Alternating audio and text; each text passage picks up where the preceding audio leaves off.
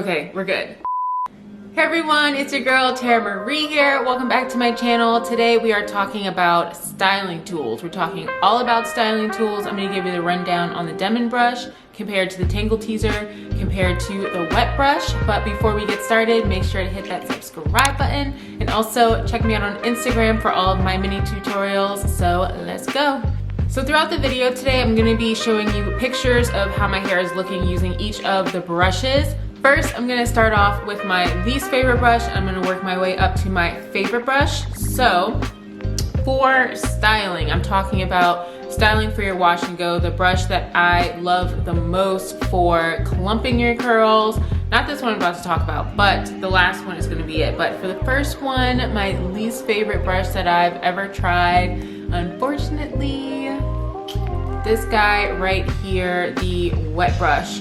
So this Wet Brush that I tried out, it has the little balls on the side, but it also has the bristles. So this is the one that I tried, and I figured that the bristles were going to help my hair with shine, and that's also what it said on the packaging, that it was supposed to help with shine. But what it did, and I'll put a picture somewhere here, you can see my hair isn't horrible, but it's definitely not clumped. I'm definitely not getting those spiral curls that I try to get. So this one, I was about to throw it away, but I discovered that this is great for smoothing your hair. So if you are looking for a brush that will like really get to your scalp and help you smooth your hair for those tight buns and those tight ponytails and those really sleek back looks, this brush is good, but I definitely would not use it for styling. No.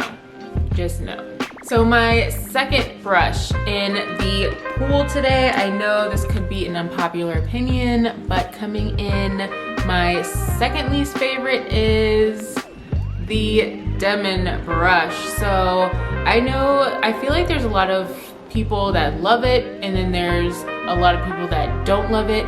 As you can see, I took out the two of the rows here.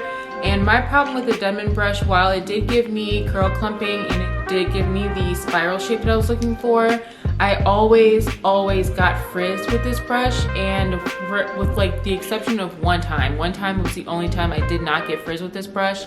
And I think it has something to do with the rubber here. I think the strands of my hair were just catching on to this rubber somehow and pulling out single strands and preventing my curls from clumping like I would want them to. So I tried taking the rows out like some people were saying, and I was still getting the frizz. So I'm keeping it just in case, I don't know. But yeah, I definitely, after I talk about my favorite brush, it definitely knocks this one out of the park. The Wet Brush, this one I'm keeping because it's great for smoothing my hair down, but the Denman Brush isn't really great for that either, and I also don't love it for just detangling purposes. So I don't know, maybe this one is actually my least favorite because I don't have any other use for it. But anyway, moving on to my first favorite brush is the Tangle Teezer. So here it is. This one is the ultimate finishing brush, and I love this brush. This is their ultimate finishing brush, and I have the pink one, and it comes in a couple of different colors.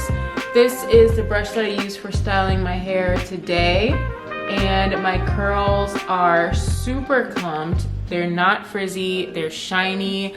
The plastic is smooth and the teeth are very nimble, and how it is, it's different layers. I don't know if you can see, but there's a high level and then there's a low level of teeth in here, and it's very thin and it just glides through my hair so easily, and it clumps them and it doesn't pull on my hair either. It really is great at just gliding right through my curls and gliding through all of the tangles. So I really don't have anything bad to say about this brush. I don't think it would be great for smoothing if you want to do a high bun or anything like that, but I feel like it would be great for detangling, and it would also be really great for styling. So if you're in the market for a brush, I would definitely try it out. They have a few different types of brushes in their line, and I haven't tried all of them. This is the only one that I've tried. but I absolutely love it. As you can see, I'm not going to put a picture in just because I did this wash and go yesterday and I used this brush, and I've been using this brush literally every single time after my wash and go. And if you follow me on Instagram, you've seen me talk about this brush all the time.